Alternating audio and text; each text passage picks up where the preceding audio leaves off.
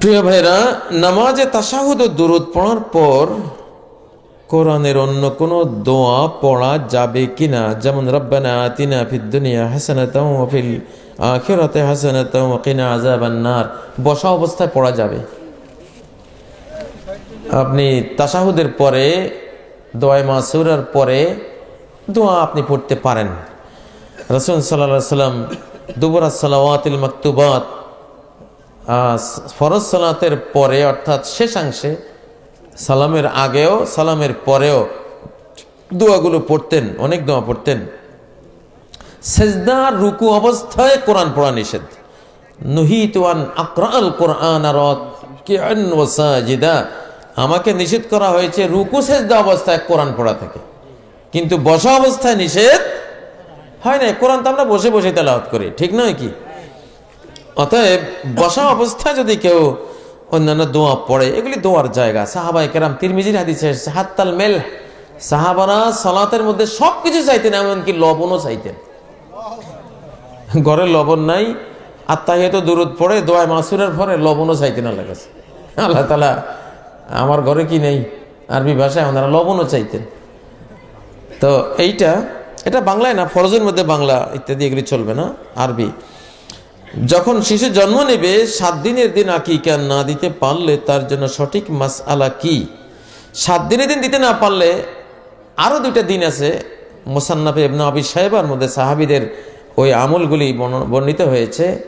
14তম দিন অথবা 21তম দিন, এই 2 দিনের কথাও হাদিসে এসেছে সাহাবীদের আমল হিসাবে।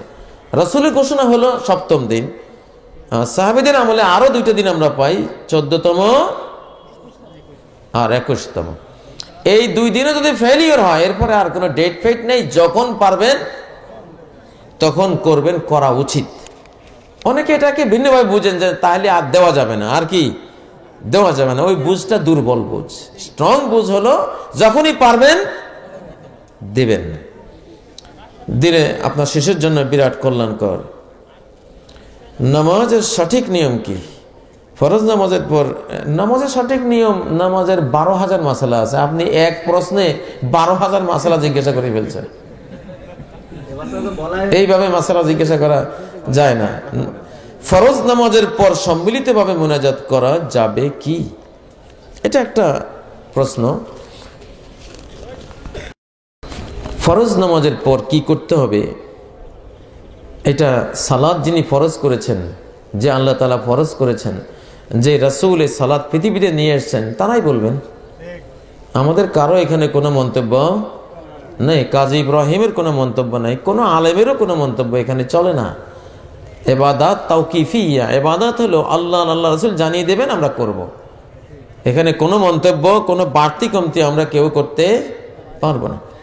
দেখুন, ফরজ সালাতের পরে কি করণীয়? আল্লাহ তাআলা সূরা আন-নিসার 103 নম্বর আয়াতে বলেছেন, ফাইজা কদাইতুমুস সালাতা ফাযকুরুল্লাহ, যখন সালাত শেষ করলে এবার তোমাদের ডিউটি হলো আল্লাহ জিকিরে লেগে যাও, আল্লাহর জিকিরে লেগে যাও। আস্তাগফিরুল্লাহ আস্তাগফিরুল্লাহ আস্তাগফিরুল্লাহ 3 বার, আল্লাহুম্মা আনতাস সালাম ওয়া মিনকাস সালাম তাবারাকতা ইয়া যাল জালালি ওয়াল ইকরাম 1 বার, লা ইলাহা ইল্লাল্লাহু ওয়াহদাহু লা শারীকা লাহু লাহুল মুলকু ওয়া লাহুল হামদু ইউহয়ী ওয়া ইউমীতু ওয়া হুয়া হাইয়্যুন লা ইয়ামুত বিয়াদিহিল খায়রু ওয়া হুয়া আলা কুল্লি শাইইন কাদির 3 বার, সহিহ মুসলিমে এসেছে।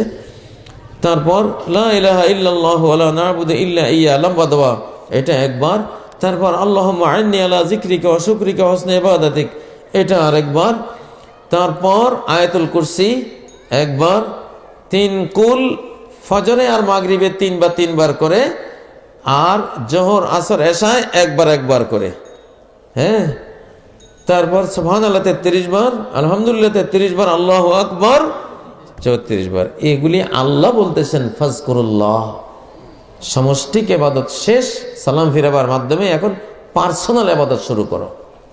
ইমাম মালিক রাহমাতুল্লাহ আলাইহি বলতেন, কুল্লুন ইয়াখলু বিনাফসি, ফরজের সালাম ফিরাবার পরে প্রত্যেক মুসল্লি নিজেকে নিয়ে ব্যস্ত হয়ে যাবে, নিজের জিকির আজকার নিয়ে সে ব্যস্ত হয়ে পড়বে। এটা হলো মূল সুন্নাহ।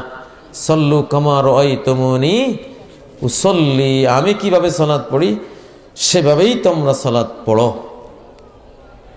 এগুলি হলো সুন্নাহর কথা। এখন বাদ বাকি আমাদের দেশে ফরজ সালাতের পর সম্মিলিতভাবে ইমাম সাহেবরা যে মুনাজাত করেন, একসময় আমিও করতাম, পরে দেখি যে এটার কোনো রেকর্ড নাই, দলিল নাই, প্রমাণ নাই, সিএস নাই, আরএস নাই, ডাড্ডা খতিয়ান কিছুই নেই, বাদ দিয়ে দিয়েছি। মূল সুন্নাহ যেগুলো, এগুলো করা এটাই হলো নিয়ম। বাকি একদিনেই এই নিয়ম কেউ পাল্টে দিতে পারবে না। মসজিদগুলিতে এখন মুনাজাত চলছে, চলতে দেন, মুসল্লিরা আস্তে আস্তে বুঝবে, বুঝতে বুঝতে একদিন তারা যেটা হক সেটা নেবে। এগুলো জোর করে কোনো কিছুই কোথাও চাপিয়ে দেয়া যাবে না। আপনি যদি জ্ঞান সঠিক পান, আপনি জ্ঞানটা বলতে পারেন। জ্ঞান সবার ধন, সবার সম্পদ, জ্ঞান বলার মধ্যে কোনো দোষ নাই, কিন্তু কোনো জিনিস আপনি চাপিয়ে দিতে পারেন না। আল্লাহ যখন তৌফিক দিবেন তারা মানবে। আপনি যদি তৌফিক পান, হ্যাঁ সঠিক আমি বুঝছি, আপনি এটার উপরে আমল করেন। এগুলো নিয়ে কোনো ফিতনা ফাসাদ করা যাবে না। ধারণকৃত ছবি বা ভিডিও দেখা জায়েজ কি? হ্যাঁ, যদি কোনো শিক্ষার প্রয়োজন হয়। যেমন বর্তমান আরব জাহানের সব আলেমরা একমত যে বাইতুল্লাহর সালাতগুলো সারা ওয়ার্ল্ডে তারা প্রচার করেন। বাইতুল্লাহ কোন ইমাম কখন সালাত পড়ান, কিভাবে পড়ান, ঠিক না? সম্পূর্ণ দৃশ্যগুলি সারা ওয়ার্ল্ডে প্রচার করা হয়। আর বাইতুল্লাহ আর আল্লাহর নবীর মসজিদে যে কাজগুলো হবে ওগুলি হক হবে। মা আজমা আলাইহিল হারামান। ইমাম বুখারী একটা বাব রচনা করেছেন তার বুখারী শরীফে, যে দুই হারাম যেই বিষয়ে একমত এই বিষয়টা হক হবে। ইন্নাদ দীন লা ইয়ারিজু ইলাল হিজাজ কামা তারিজুল হাইয়াতু ইলা জহরিহা। দিন মক্কা মদিনায় হিজরত করে যাবে, যেমন সাপ যত দূরেই যাক আবার নিজের গর্তে ফিরে যায় হিজরত করে। তো মক্কা মদিনায় যে জিনিসগুলি পাওয়া যাবে বাইতুল্লাহ, মসজিদ নববীতে, এগুলি হক। এগুলো কি হক? যেহেতু ওখানকার এগুলো প্রচার করা হচ্ছে, ভিডিও করা হচ্ছে, দেখানো হচ্ছে, দেখে শুনে মানুষ শিখছে, অতএব এটা না হক হওয়ার কোনো যুক্তি নেই। আর ভিডিওর ছবি কিন্তু অঙ্কিত ছবি না। আসাদুন নাসি আযাবান ইয়াউমাল কিয়ামাতি আল মুসাউবিরুন। যারা হাত দিয়ে ছবি আঁকে, অঙ্কন করে, এই অঙ্কনকারীরা সবচেয়ে কঠিন আযাবে পড়বে কিয়ামতের দিন। আর ভিডিওর ছবিটা কিন্তু কোনো অঙ্কিত ছবি না। আল্লাহ মাখলুক সৃষ্টিটা, মানুষটা যেরকম, ভিডিও তাকে ওইরকম দেখিয়ে দিচ্ছে, আয়নার মতো, পানির মতো। পানির ভিতরে আমি তাকালে যেমন আমাকে দেখি, আয়নার ভিতরে আমি আমাকে দেখি, ঠিক নয় কি? ভিডিওটা ঠিক আয়নার ছবির মতোই একটা বিষয়। অতএব ওই ছবিটা অঙ্কিত ছবি না, এই জন্য কোনো শাস্তিও ইনশাআল্লাহ আসবে না। যদি কোনো ব্যক্তি বলে আল্লাহ সব জায়গায় আছে এবং ছুরির ভিতরেও আল্লাহ হাত আছে, তাহলে সেই ব্যক্তির পেছনে নামাজ হবে কি? নামাজের মাসালা যুক্ত করবেন না। এই বিষয়টা কি এমন কথা বলা, এটা কি ইসলামে দলিল ভিত্তিক না এটা ভুল, এটা প্রশ্ন করুন। আল্লাহ সব জায়গায় আছে এইটা বলা যাবে না, কুফরি কালাম এটা। ইমাম আবু হানিফা রাহমাতুল্লাহ বলেছেন এটা কুফরি কালাম, ইমাম শাফি বলেছেন কুফরি কালাম, ইমাম আহমদ বলেছেন কুফরি কালাম, ইমাম মালিক বলেছেন কুফরি কালাম। ইমাম আবু হানিফার আল ফিকহুল আবসাত এবং আল ফিকহুল আকবার, দুই বইটা আমি দেখেছি। উনি বলেছেন আল্লাহ ডেফিনেটলি আরশের উপরে আছেন, এইটাই আকীদা। কেউ যদি সন্দেহ করে এইটুকু বলে যে হ্যাঁ আল্লাহ আকাশেও থাকতে পারেন, জমিনেও থাকতে পারেন, তাহলে কাফের। ইমাম আবু হানিফার ফতোয়া ফিকহ আকবরের মধ্যে, ফিকহ আবসাতের মধ্যে একই কথা আছে। তো আল্লাহ সব জায়গায় আছেন, এটা বেদ পুরাণের হিন্দু বিশ্বাস। এই জিনিসটা 8ম শতাব্দীতে যখন বেদ পুরাণ বাগদাদে আরবি ভাষা অনুবাদ হয়, তখন এই বেদ পুরাণের এই বিশ্বাসটা আরবি ভাষা হয়ে মুসলমানদের মধ্যে ঢুকে। 8ম শতাব্দীর আগে এইরকম কোনো কথা কোনো মুসলমান বলতো না। আল্লাহ আরশের উপরে বিরাজমান। আর রহমান আলাল আরশি ইস্তাওয়া। রহমান আরশের উপরেই বিরাজমান। কোরআনে 1000 আয়াতে আল্লাহ তাআলা তার অবস্থান শনাক্ত করেছেন আকাশের উপরে, আরশের উপরে, 1000 আয়াত। তো আল্লাহ আমাদের সাথে আছেন, এটাও আমরা কোরআনে পাই। ওহু আমাকুম আইনামা কুনতুম, যেখানেই থাকো না কেন আল্লাহ তোমাদের সাথে আছেন। এই সাথে আছেন মানে আল্লাহ তোমাদের সাথে আছেন মানে তোমরা কোথায় আছো এটা জানেন। এটা হলো মাইয়াতে ইলমিয়াহ, জ্ঞানগত সাথিত্ব। তোমাদের সাথে আছেন মানে তোমাদের রিজিক দানে আছেন, রহমত দানে আছেন, তোমাদের হিদায়াত দানে আছেন, তোমাদের রক্ষণাবেক্ষণে আছেন। যেমন নির্বাচন আসলে আমরা বলি, যিনি যেই দল করেন অমুক নেতা এগিয়ে চলো, আমরা আছি তোমার সাথে। নেতা আছে রংপুর, আপনি আছেন এই খুলনায় বসে বলতেছেন অমুক নেতা এগিয়ে চলো, আমরা আছি তোমার সাথে। কেমনে তোমার সাথে আছেন? এই সাথে আছে কি, সাথে থাকার মানে কি গায়ে গায়ে লেগে থাকা না। এই সাথে থাকা মানে তোমার প্রচারে আছি, ভোটদানে আছি, সহযোগিতায় আছে, ঠিক না? ঠিক আল্লাহ বলেছেন আমি তোমার সাথে আছি, তোমাদের সাথে আছি মানে সহযোগিতায় আছি, হেদায়েত দানে আছি, রিজিক দানে আছি, সাহায্য দানে আছে। এইভাবে বুঝতে হবে এই আয়াতগুলোকে। কিন্তু আল্লাহ নিজে আছেন কোথায়? আরশের উপরে। আর আল্লাহ তাআলার জাত সত্তা এত বিশাল, 7 আসমানকে যদি আল্লাহর হাতের তালুতে রাখা হয়, তাহলে আমাদের কারো হাতের তালুতে রাখা 7টা সরিষার দানার মতো মনে হবে। এত বড় আল্লাহকে আপনি এই পৃথিবীতে কোথায় রাখবেন, কোথায় জায়গা? অতএব নির্ঘাত আল্লাহ তাআলা কোথায়? আরশের উপর। এটা সহি বিশ্বাস। 4 মাযহাব একমত এই বিষয়ে। সমস্ত মুফাসসিরিন, মুহাদ্দিসিন, আইম্মা মুজতাহিদিন, সাহাবায়ে কেরাম সবাই একমত। বিপদ, বালা, মুসিবত, রোগ থেকে মুক্তি পাওয়ার জন্য তাবিজ, সুতা, তারপরে গাছের শিকড়, ধাতব পদার্থ শরীরে ঝুলানোতে কোনো সমস্যা আছে কি? দেখুন আল্লাহ নবী বলেছেন, মান আল্লাকা তামিমাতান ফাকাদ আশরাকা, যে কোনো তাবিজ ঝুলালো সে শিরিক করলো। মান আল্লাকা শাইআন উকিলা ইলাইহি, যে শরীরে কিছু জিনিস লটকাবে তাকে ওই জিনিসের উপর ছেড়ে দেওয়া হবে, আল্লাহ তাকে কোনো সাহায্য করবেন না, রোগ মুক্তি দেবেন না, বলা বিপদ থেকেও রক্ষা করবেন না। ইন্নাকা ইন মিত্তা ওয়া হিয়া আলাইকা মা আফলাহতা আবাদা, তুমি যদি এই তাবিজ তোমার নিয়ে মারা যাও, এই মাজারের তাগা নিয়ে মারা যাও, এই পড়াশুতা নিয়ে মারা যাও, এই জালের কড়ি এটা সেটা যেগুলি গায়ে ঝুলিয়েছ, অমুক পাথর তমুক পাথর, এগুলি নিয়ে যদি মারা যাও, কোশ্চিন কালেও জান্নাত পাবে না তুমি। অতএব এইসব জিনিস লটকানো হারাম। আলিম ওলামারা একটা কাজ করতে পারেন, তাবিজ তোমার না দিয়ে পানি পড়া দেবেন। বর্তমানে পানির বোতল পাওয়া যায়, 1 বোতল পানি পড়ে সূরা ফাতিহা 7 বার পড়ে, 3 কুল পড়ে বা বিভিন্ন আয়াত হাদিস পড়ে ফু দিলেন, সেটা দিয়েই আপনার মূল চিকিৎসাটা হওয়া সম্ভব। সাহাবী আবু সাঈদ খুদরি সূরা ফাতিহা 7 বার পড়ে সাপে কাটা লোককে ফু দিলেন, লোকটা মুমূর্ষু অবস্থায় পড়ে আছে, ফুস সাথে সাথে লাফ দিয়ে উঠল সে। এবং আবু সাঈদ খুদরি রাদিয়াল্লাহু তাআলা আনহুকে 30টা আরাবিয়ান ছাগল তারা দিল বিনিময় হিসেবে। নবীজি শুনে বললেন যে আমাকেও 1 ভাগ দাও, মানে এটা খুব হালাল জিনিস। তা আলিম ওলামারা যদি ঝাড়ফুঁক করে পয়সা নেন রুগী ভালো করে, তাহলে কোনো সমস্যা নেই, জিনিসটা হালাল হইলো, রুজিও হইলো, রুগীও ভালো হইলো। তাবিজ দিলে কিন্তু সর্বনাশ, তাবিজ দিলে হারাম হলো, শিরিক হলো, আপনি পয়সা নিলেও হারাম করলেন, ঠিক না? জাপানের একজন বড় পানি বিজ্ঞানী, ওয়াটার সায়েন্টিস্ট মুসারিও ইমোটো, উনি একটা বই লিখেছেন ওয়াটার সায়েন্স, পানি বিজ্ঞান। সে পানি বিজ্ঞান বইতে উনি লিখেছেন যে আমি পানির উপরে কোরআন পড়ে ফু দিলে কি হয়, আমি আমার যন্ত্র দিয়ে পরীক্ষা করে দেখেছি, পানির ডিজাইন চেঞ্জ হয়ে যায়, এবং সেই পানি যদি কেউ পান করে তার রোগ ভালো না হয়ে যায় না, অবশ্যই সেই রোগের উপরে কাজ করবে ওই পানিটা। অতএব যেটা হালাল আছে আমরা হারামে যাব কেন? হালাল থাকতে সরাসরি ঝাড়ফুঁক দেবেন, সরাসরি পানি পড়া দিয়ে আপনি দিয়ে দিবেন। পানি পড়া দিয়ে যদি আপনি ক্যান্সার ভালো করতে পারেন, 10 লাখ টাকা দেন, সমস্যা কি? ঠিক না? ইন্না আহাক্কা মা আখাযতুম আলাইহি আজরান কিতাবুল্লাহ, আল্লাহর কিতাব দিয়ে চিকিৎসা করে যদি টাকা নাও, এর চেয়ে বড় হালাল আর নাই পৃথিবীতে। বুখারীর হাদিস, সহিহ হাদিস। মৃতপ্রায় ব্যক্তির নিকট সুতা না সূরা ইয়াসিন পড়ার কোন সহিহ দলিল আছে কি? কোরআন কোনো মরার জন্য আসেনি, কোরআন আসছে জিন্দার জন্য, বুঝেন না?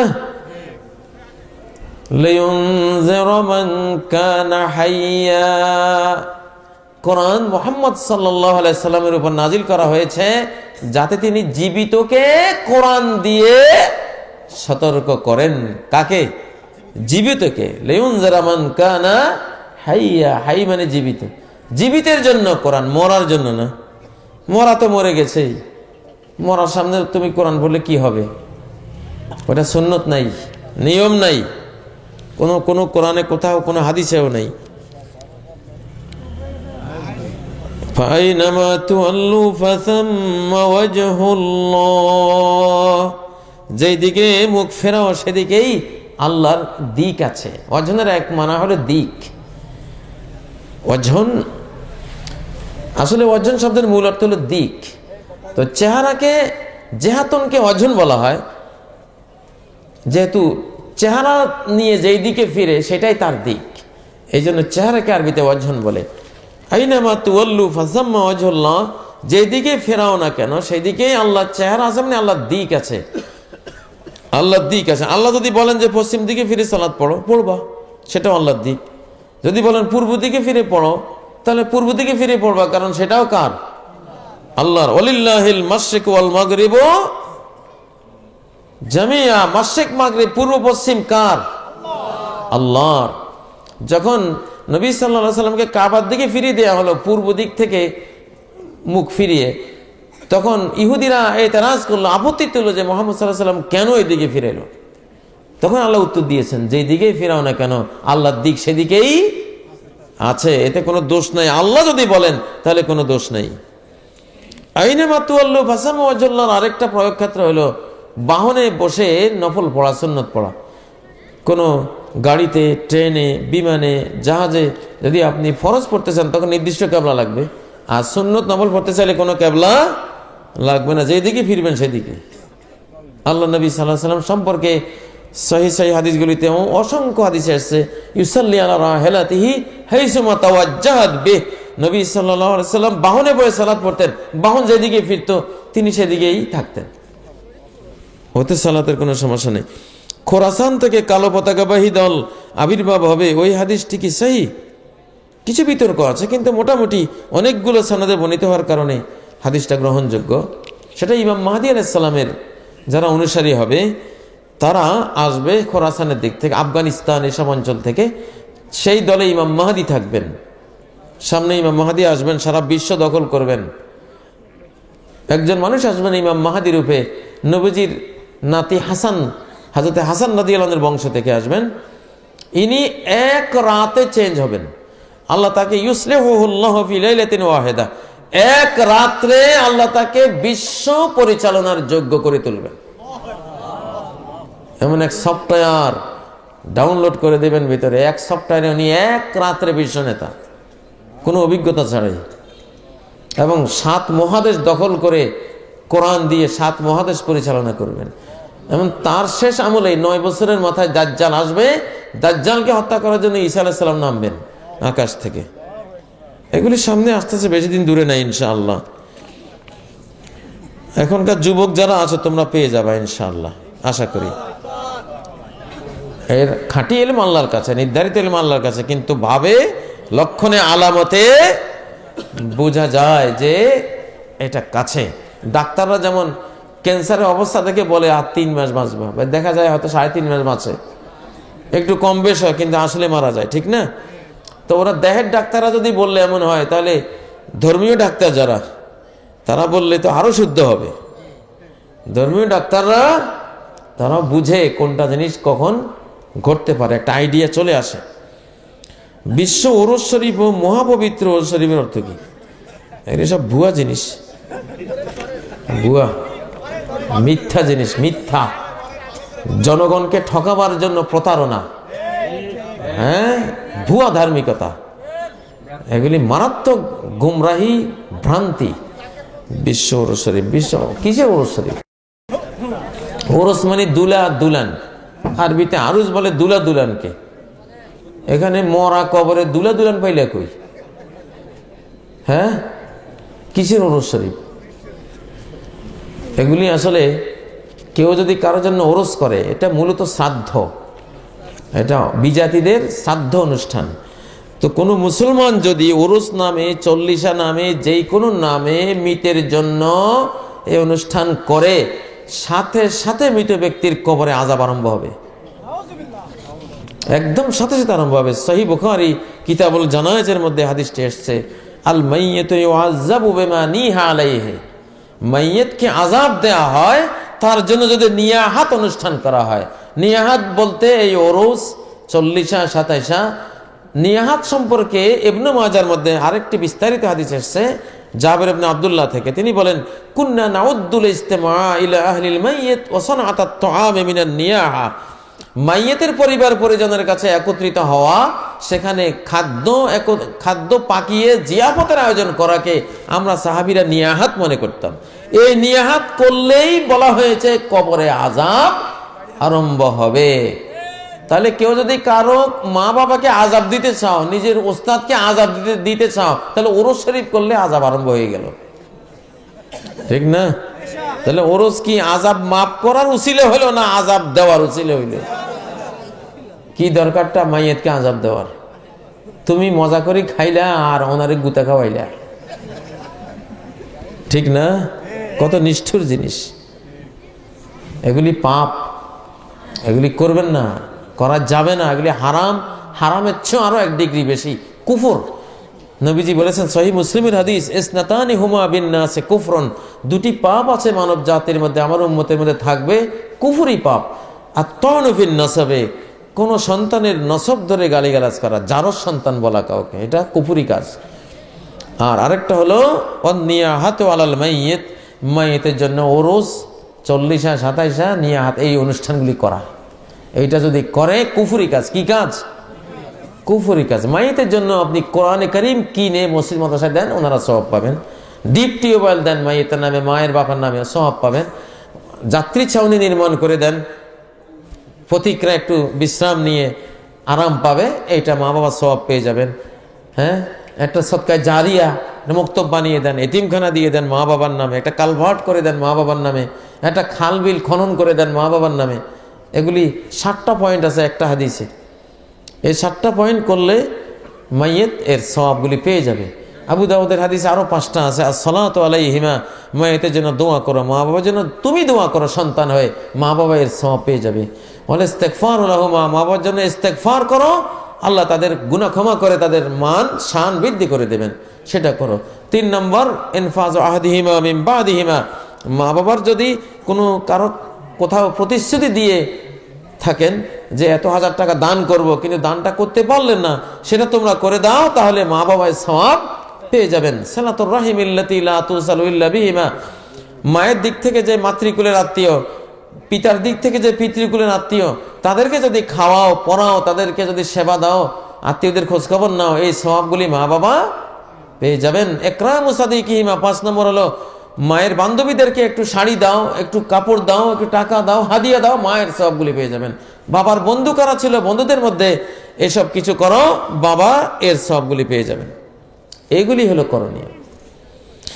সুন্নতি পোশাক বলতে কোন ধরনের পোশাক বোঝা, এবং টুপি না পরলে নামাজ হবে কি? টুপি না পরলে নামাজ হয়ে যাবে। তবে মুসলিম বিশ্বকে 2 ভাগ করা যায়, একটা পূর্ব গোলার্ধ, পশ্চিম গোলার্ধ। মুসলিম বিশ্বের পশ্চিম গোলার্ধে সাধারণত টুপি একটা ধর্মীয় সংস্কৃতি হিসাবে এটা ব্যাপক হয় নাই, ওরা টুপি ছাড়াই সালাত পড়তে অভ্যস্ত। সেসব দেশে টুপি ছাড়া সালাত পড়লে সমস্যা নেই, কিন্তু আমাদের এইসব অঞ্চলে টুপিটা একটা ধর্মীয় আবেগ, ধর্মীয় একটা প্রতীক হিসাবে গ্রহণযোগ্যতা পেয়েছে। এসব অঞ্চলে যদি ইমাম সাহেব টুপি ছাড়া নামাজ শুরু করে দেয়, পাবলিক নামাজও ছেড়ে দেবে। ইমামের টুপি ছাড়লে পাবলিক নামাজ ছেড়ে দেবে, ঠিক না? কবে এইরকম নামাজ দরকার নেই, একদিনে একটা। তো এইখানে এই অঞ্চলে টুপি সহ সালাত পড়াটাই উত্তম, কারণ এটা সমস্যাও নেই, এটা তো শিরভূষণ, মাথার একটা পোশাক, এটা সৌন্দর্যও বটে।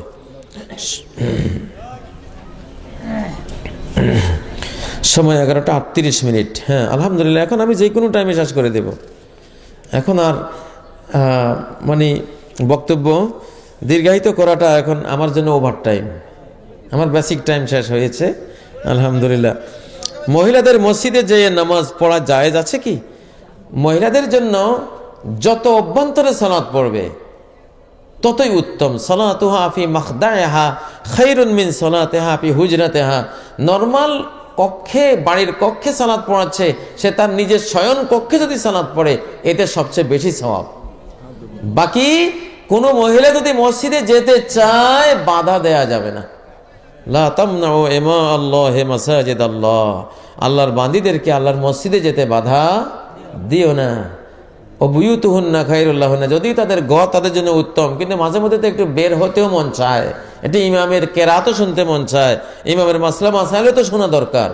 এই জন্য বাইরে যেতে চাইলে বাধা দেয়া যাবে না। বাংলাদেশে জাতীয় মসজিদ বাইতুল মোকাররমে মহিলাদের জন্য আলাদা ব্যবস্থা আছে, বাইতুল্লাহতে আছে, মসজিদ নববীতে আছে, বাইতুল মুকাদ্দাসে আছে, বাংলাদেশের হাজার হাজার মসজিদে এই সুন্নতটা করা আছে। অতএব সব মসজিদে এটা থাকা ভালো, এটা উচিত, থাকলে মহিলাদের হক আদায় হলো। দেখা গেল নামাজের টাইম হয়ে গেছে, স্বামী মসজিদে ঢুকে নামাজ পড়তেছে, স্ত্রী দাঁড়িয়ে আছে, তার জন্য সালাত পড়ার কোনো ব্যবস্থা নাই। তার কি জোহর ফরজ না? তার কি আসর ফরজ না? তাহলে তার জন্য কেন মসজিদে সালাত পড়ার ব্যবস্থা নাই? তাহলে সে কোথায় যাবে? অবশ্যই ব্যবস্থা রাখতে হবে, না রাখাটা ভুল। জিনাকারীর শাস্তি কি বিস্তারিত বলবেন? জিনাকারীর শাস্তি, যেটা আজকালকার দুনিয়াতে পানির মতো চলছে, ব্যভিচার, স্বামী স্ত্রীর সম্পর্ক বহির্ভূত যত নরনারীর সম্পর্ক, এগুলি সবই জিনা, ব্যভিচার এবং ইলিগ্যাল কর্ম, মহাপাপ, নিকৃষ্ট মহাপাপ। এবং এই মহাপাপের কারণে পুরুষ জাতি মারা পড়বে। ওয়ালা ফাসাজ জিনা ফি কওমিন ইল্লা ফাসা ফিহিমুল মউত, যেই কম, যেই পুরুষদের মধ্যে জিনা ছড়িয়ে পড়ে সেই পুরুষরা বাঁচে না, মারা যাবে। এখনকার সমাজে নারীদের চেয়ে পুরুষরা মারা যায় বেশি জিনার কারণে। মরতে মরতে মরতে এমন হবে হাত্তা ইয়াকুনা লি খামসিনা ইমরাআতানিল কাইয়িমুল ওয়াহিদ, সহিহ বুখারী সহিহ হাদিস কিতাবুল ঈমানে রয়েছে যে মরতে মরতে পুরুষের সংখ্যা এমন কমবে 50 জন থাকবে মহিলা, 1 জন থাকবে পুরুষ। এমন মরা মরবে পুরুষেরা অ্যাক্সিডেন্টে। জিনা করছে, শরীয়তের শাস্তি তো নাই, 100 বেত নাই, পাথর মেরে মৃত্যুদণ্ড কার্যকর করার শাস্তিটাও বিশ্ব সমাজে নাই। এটা করতে গেলে বলবে গেছে রে গেছে রে, মানবাধিকার গেছে, বুঝেন না? চিৎকার উঠবে। এই জন্য আল্লাহ কয় রাখ, আমার কাছে শাস্তির তো অভাব নাই। জিনা করেছো, অ্যাক্সিডেন্ট দিয়ে মেরে দিব, ট্রাকের চাকার তলে, বাসের চাকার তলে, লঞ্চে, ট্রাকে, বিমানে, আগুনে, এখানে সেখানে মেরে দেব, এইডস দিয়ে মেরে দেবে, এইডস, বুঝেন না? সিফিলিস, গনোরিয়া, ভয়াবহ জিকা ভাইরাস, সোয়াইন ফ্লু, কত কি মারার কোনো প্রযুক্তির অভাব আছে আল্লাহর কাছে? শাস্তির সমান মউত চালিয়ে দেব ব্যাপক হারে। তো সমাজে জিনা ছড়িয়ে পড়লে পুরুষ জাতি বাঁচে না, মেয়ে লোক বেঁচে থাকে। বহুত বাড়ি দেখেছি, সব মহিলারা বিধবা হয়ে বেঁচে আছে, স্বামী একটাও নেই, পর্দা করে না, শালীনতা নাই, জিনা বা বিচার আছে। এই জন্য এটা ভয়ঙ্কর জিনিস। মানব দেহে যত রোগ, সমস্ত রোগের কারণ হলো জিনা। অধিকাংশ বড় বড় সমস্ত রোগের কারণ হলো জিনা। ওয়ালা ফাসাজ জিনা ফি কওমিন ইল্লা ফাসা ফিহিমুত তাউন ওয়াল আওজাউল্লাতি লাম তাকুন মাদাত ফি আসলাফিহিমুল লাযিনা মাদাউ, কোন লাম তাজারিল ফাহিশাতু বি কওমিন কাত্তু হাত্তা ইউলানু বিহা, জিনা যদি প্রকাশ্যে কোনো জাতির মধ্যে শুরু হয় তাহলে সেই জাতিতে মহামারী আসবে। আর এমন ব্যথা বেদনা, এই যে কোমরে ব্যথা, এই কোমরে ব্যথা জিনার কারণে হয়েছে। সমাজে জিনা ছড়িয়ে গেছে, এই জন্য ভালো লোকও কোমরে ব্যথা অনুভব করবে। হাঁটুর ব্যথা, হাঁটুর যন্ত্রণা তো এখন 80% জিনার কারণে আসবে। ইনফেকশন, ভিতরে গৃহযুদ্ধ শুরু হয়, দেহের ভিতরে যখন বাহিনী বাহিনী গৃহযুদ্ধ আরম্ভ হয় তখন হাঁটু ব্যথা, কোমর ব্যথা, টাকনুর ব্যথা, এই ব্যথা, সারা ব্যথা শুরু হয়। এগুলি জিনা বা বিচারের কারণে হয়। আগে এত ব্যথা ছিল না। ঢাকা শহরে কোনো বড় বড় শহরে গেলে দেখি সামনের 2 কাতার সব চেয়ারম্যান মুসল্লি, চেয়ার ছাড়া নামাজ পড়তে পারে না। কারণ সমাজে ব্যভিচার বাড়ছে, আল্লাহ তাআলা ইনফেকশন বাড়াই দিছে। যারা জিনা করে না ভালো লোক, তাদেরও হবে। কারণ কেন্দ্রীয় শাস্তি যখন আসে সবার জন্য আসে। শরীয়তের শাস্তি যদি তোমরা করতা, যে অপরাধী তাকে শাস্তিটা দিতা। যেহেতু শরীয়তের শাস্তি নাই, এবার সবাই শাস্তি পাইবা। অন্যায় যে করে আর অন্যায় যে সহে তবু ঘৃণা তাহে যেন তৃণ সম দহে। ঠিক না? এই কথাটা ঠিক, যদি কথাটা একজন অমুসলিমের, কিন্তু কথাটা ঠিক আছে। মৃত ব্যক্তির নামে খাওয়া দাওয়া, এটা তো গেল। এই খাওয়া দাওয়া করলে মৃত ব্যক্তিকে যদি কেউ আযাব দিতে চান তাহলে তার নামে খাওয়া দাওয়া করেন, আযাব আরম্ভ হয়ে যাবে। স্ত্রীর প্রতি স্বামীর কর্তব্য কি? স্ত্রীর প্রতি স্বামীর কর্তব্য হলো স্বামীর অবর্তমানে কাউকে আই লাভ ইউ বলবে না, কোন পরপুরুষকে মোবাইল করবে না, কোন পরপুরুষকে স্বামীর বিছানায় স্বামীর ঘরে আনবে না স্বামীর পারমিশন ছাড়া, নো পারমিশন। লাকুম আলাইহিন্না আল্লা ইউতিনা ফুরুশাকুম আহাদান তাকরাহুনা, বিদায় হজ্জের ভাষণ। ও পুরুষেরা, নারীদের কাছে স্ত্রী হিসাবে একটা হক, বেসিক হক তোমরা পাবে, সেটা হলো তোমাদের অনুমতি নাই, তোমরা পছন্দ করো না এমন কোন ব্যক্তি পুরুষ তোমাদের ঘরে তোমাদের অবর্তমানে স্ত্রীরা ঢোকাতে পারবে না। একটা পয়েন্ট, এটা মারাত্মক। স্ত্রীর প্রতি, এটা হলো স্বামীর প্রতি স্ত্রী কর্তব্য। আর স্ত্রীর প্রতি স্বামীর কর্তব্য হলো স্ত্রী যদি তোমাদের কথা মান্য করে চলে তাহলে ভরণ পোষণ দেবে, থাকতে দেবে, খেতে দেবে, চিকিৎসা দেবে, যা লাগবে তা দেবে। আর তারা যদি অন্যায় করে তাহলে তাদের হালকা শাসন করে বশীভূত করার চেষ্টা করবে। এগুলি বিস্তারিত বলতে গেলে অনেক, একটা বই লিখতে হবে। খুব সংক্ষেপে বলে দিলাম বিদায় হজের ভাষণ থেকে। মহিলারা কিভাবে চলাফেরা করবে সে সম্পর্কে কিছু বলবেন। মহিলারা চলাফেরা করবে রাস্তার এক কিনার দিয়ে, রাস্তার মাঝখান দিয়ে চলবে না। আল্লাহ নবী বলছেন যে আলাইকুন্না বিহাফাতিত তরিক, ও নারীরা রাস্তার কিনার দিয়ে চলো, লাজুকতার চিহ্ন রেখে রেখে চলো, কিনারে চলো। রাস্তার মাঝখান পুরুষের আর কিনারা হইল তোমাদের, এতে লাজুকতা ফুটে উঠে, বুঝেন না? এর মধ্যে মেয়েদের যে নারীত্ব, মাতৃত্ব, যে লাজুকতা, লজ্জার কতগুলো সেল আছে ব্রেইনে, লজ্জার সেল। যে নারীর লজ্জা নাই সেই নারীর ব্রেইনের সেলগুলো মারা গেছে। এই নারীর সন্তান হলে হাবাগোবা হইতে পারে। লজ্জাহীনা নারীর ছেলে মেয়েরাই হাবাগোবা হয়, অটিস্টিক হয়, অ্যাবনর্মাল হয়, বুঝেন না? প্রতিভাহীন হয়, শক্তিহীন হয়, বিভিন্ন রোগে আক্রান্ত হয় লজ্জাহীনা মায়ের সন্তানরা। আর যে মায়ের লজ্জা যত কঠিন, যত বেশি, তার সন্তান তত বেশি প্রতিভাধর হয়, তত বেশি এনার্জেটিক হয়, পাওয়ারফুল হয়, নীতিবান হয়। কারণ এটা লজ্জার কতগুলি সেল আছে, এগুলি বেঁচে থাকলেই সে লাজুক প্রকৃতির হবে ওই মেয়েটা। এবং লজ্জা হলো জীবনী শক্তির নাম। জীবনী শক্তি যার মধ্যে যত বেশি, তার লজ্জা তত বেশি। লজ্জা আসে কি থেকে? খারাপ জিনিসটা উচিত নয়, এই জন্য সে লজ্জা পাচ্ছে, করতে পারতেছে না। কত বড় ভালো গুণ এটা, কত বড় ভালো গুণ। আজকাল তো এই লজ্জা মেরে দেওয়া হয়েছে, মেয়েদের লজ্জা নষ্ট করে দেওয়া হচ্ছে। স্কুলে, কলেজে, বিদ্যালয়ে, এখানে সেখানে নিয়ে লজ্জার কোনো বালাই রাখা হয় না। এই জন্য সন্তান হাবাগোবা, অটিস্টিক। প্রিয় ভাইরা, মহিলারা চলাফেরা করবে লাজুকতা নিয়ে, জিলবাব, বোরকা, মাথার স্কার্ফ সবকিছু পরে পূর্ণ হিজাব করে চলবে। ইমাম মাহদী যে কাফেলায় আসবে সে কাফেলার ইঙ্গিত কি পাওয়া যায়? একটু আগে তো গেল, কালো পতাকাধারীদের মধ্যে আসবে। সাধারণেরা বলে থাকেন আমরা তো কোরআন হাদিস বুঝি না, আলেমরা যা বলে তাই তো শুনি, তাহলে আমরা কি করব? আপনারা কি করবেন? আপনারা বুঝেন না? এক একজন মানুষের মাথার মধ্যে 2300 কোটি সেল আছে জ্ঞান ডাউনলোড করার জন্য। একটা মানুষের মাথায় 550 কোটি বই ডাউনলোড করা যায়, 550 কোটি। রিক্সাওয়ালার মাথা হোক আর মেথরের মাথা হোক, বুঝেন না? যদি বলি যে এখানে 1 শতক জমি বিক্রি হবে, দাম 1 লাখ টাকা, আব্দুল্লাহর জমি সলিমুল্লাহ কিনবে। সলিমুল্লাহ রিক্সাওয়ালা, কোনো জ্ঞান নাই, ক্লাস 1ও পড়ে নাই, এত মূর্খ। সলিমুল্লাহ ভাই, আব্দুল্লাহ ভাই জমিটা কেন? কে বলতেছে? আমি কাজী ইব্রাহিম বললাম, কিন্তু আব্দুল্লাহ কোনো দলিল নেই। কিচ্ছু নেই, দলিল প্রমাণ রেকর্ড কিছুই নেই। কিন্তু প্রধান বক্তা বলতেছে জমিটা আব্দুল্লাহর, আমি জানি তুমি কিনো। সলিমুল্লাহ বলবে বক্তা সাহেব আপনার সব বক্তৃতা মানি, তবে এইটা মানতে পারলাম না, দলিলবিহীন জমি কেমনে আব্দুল্লাহর হয়, ঠিক না?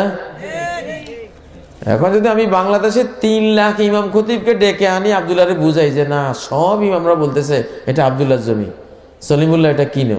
সলিমুল্লাহ বলবে আপনারা কি সব ইমামরা পাগল হইলেন কাজী সাহেবের মতো, দলিল ছাড়া জমি তার হয় কেমন? আচ্ছা, এবার যদি মক্কার 7 জন ইমাম 6-7 জন ইমাম, মসজিদে নববীর 6-7 জন ইমাম সবাই যদি আনি, ওনারা যদি বলে হ্যাঁ জমিনটা আব্দুল্লাহর, তবে দলিল নেই, সলিমুল্লাহ কইব এই দেশে থাকতাম না আমি। এরা বলে কি দলিল ছাড়া জমি কেমনে হয়? কি বুঝে কি ব্রেইন চিন্তা করে দেখেন। তুমি 1 শতক জমির দলিলের মাসলাটা এত বুঝলা, তুমি ইমান নিয়ে বললে যে 10টা পৃথিবীর জমি পাইবা, সে 10 পৃথিবীর জমি তুমি দলিল ছাড়া নিয়ে নিবা, সেখানে দলিল লাগবে না। হ্যাঁ, তুমি দলিল বুঝো না। সাধারণরা বলে থাকে না আমরা তো কোনদিন বুঝি না, বুঝেন না আপনারা, যা বুঝেন আপনাদের দুনিয়া, আলেমরাও ধারে কাছেও নাই।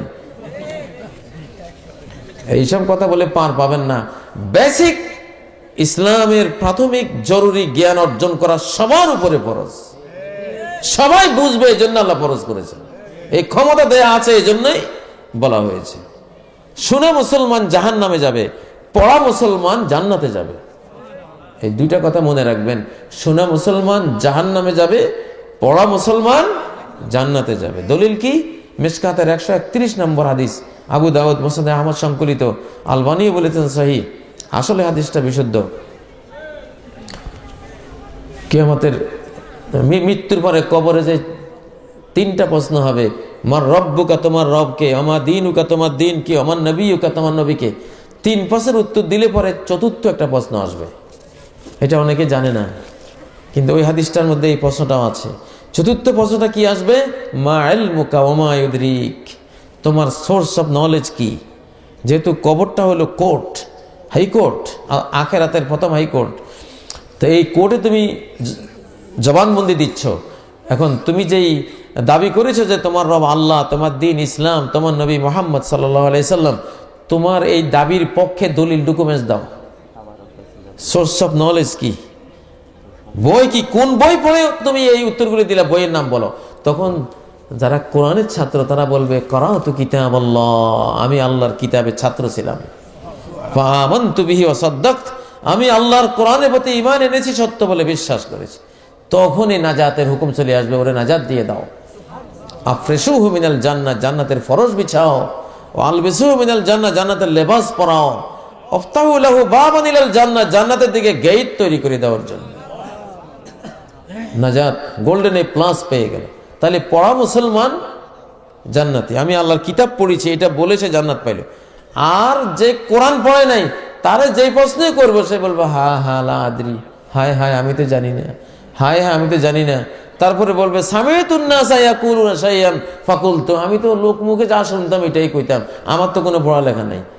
তখন এই লোহার মুগুর আর হাতুড়া দিয়ে এই যে মায়ের শুরু হবে, পড়ালেখা করস নাই কেন? লা দারাইতা ওয়ালা তালাইতা, কোরআন তেলাওয়াত করিস নাই, কোরআনের কোনো জ্ঞান অর্জন করিস নাই, এত বড় ব্রেন দিয়ে করছিসটা কি? মার শুরু। তাইলে পড়া মুসলমান জান্নাতি, আর শোনা মুসলমান কি জাহান্নামে যেতে হবে, পড়তে হবে, পড়া ফরজ। ইকরা বিসমি রাব্বিকাল্লাযী খালাক, পড়ো, পড়তে হবে, না পড়ে উপায় নাই। বুড়ো হয়ে গেছেন, কালকে বুখারী শরীফ কিনে কোরআনের বাংলা যদ্দুর পারেন কিনে পড়া শুরু করে দেন ইনশাল্লাহ। কোরআনের জন্য কোনো বুড়ো আর জওয়ান নাই, সবাই এক সমান সহজ, সর্ববয়সের জন্য কোরআন বুঝা পড়া সহজ করে দিয়েছেন আল্লাহ তাআলা। জি হ্যাঁ, হইতে হবে তো, কোরআন পড়লে তো গোমরা হইতে হবে। দুধ খাইলে, আমাশার রোগী যদি দুধ খায় সে তো আরো স্বাস্থ্য নষ্ট হবে। আমাশার রোগী যদি ইলিশ মাছ খায় আরো তো কিয়ামত, ঠিক না? ভিতর ভালো নাই, ভালো জিনিস খাইলে তো আরো খারাপ হইব। আগে ভিতরটা ভালো করো, ভিতরের ইমানটা ভালো করে কোরআন পড়ো, ইমানটা ঠিক করে বুখারী পড়ো, তারপর দেখো ইমান কেমন বাড়াবো। ভিতরে তোমার আমাশয়, তোমার ভিতরে গন্ডগোল, এই গন্ডগোল লই কোরআন পড়লে তো কোরআনে ফল দেবে না। ইউদিল্লু বিহি কাসীরান ওয়া ইয়াহদি বিহি কাসীরা। এই কোরআন দিয়ে আল্লাহ অনেক মানুষকে গোমরাহ করে দেন, কোরআন দিয়ে অনেক মানুষকে হেদায়েত করে দেন। ওমা ইউদিল্লু বিহি ইল্লাল ফাসিকিন। কোরআন দিয়ে গোমরাহ করেন কাদেরকে? ভিতরে ফাসিকি বেঈমানি লইয়া যারা কোরআন পড়ে। আরে মিয়া, তোমার চোখে নাই, চোখ অন্ধ, সামনে সূর্য আনি লাভ কি? তোমার চোখ নাই, সামনে বাতি জ্বালাই লাভ কি? অন্ধের জন্য দিনের 12টাই কি রাতের 12টাই কি? ঠিক না? আগে তো চোখ ভালো করো, চোখটা হলো ইমান। আর কোরআন হাদিস বুখারী এগুলির সহ্য। যার ইমানের চোখ নাই তার সামনে বুখারী আনি লাভ কি? দুনিয়ার সূর্যের আলো দেখতে যেমন এই চোখ লাগে, তেমনি কোরআনের আলো, বুখারীর আলো বুঝতে ইমানের চোখ লাগে। যারা বলে বুখারী বলে গোমরাহ হয়, ওদের ইমানের চোখ নাই, এজন্য গোমরাহের খাতায় চলে গেছে। আস্তাগফিরুল্লাহ। দুনিয়াতে দুইটাই হেদায়েতের মাধ্যম আছে, একটা কোরআন, একটা হাদিস। মানে ইবতাগাল হুদা ফি গায়রিহি আদাল্লাহুল্লাহ। কোরআনের বাইরে যদি কেউ হেদায়েত তালাশ করে, আল্লাহ দায়িত্ব নিয়েছেন তাকে গোমরাহ করার জন্য। ওরে আমি গোমরাহ করে দেব। কিসের হেদায়েত? কোরআনের বাইরে, হাদিসের বাইরে। যাই হোক, আসলে ভাইরা সব প্রশ্নের উত্তর, সব মাসলা সব মজলিসে দিয়ে শেষ করা যায় না, কারণ রাত গভীর হয়েছে। আর এখন আমার মনে হয় আরো কিছু মেহমানদারি ইত্যাদি মনে হয় আছে নাকি?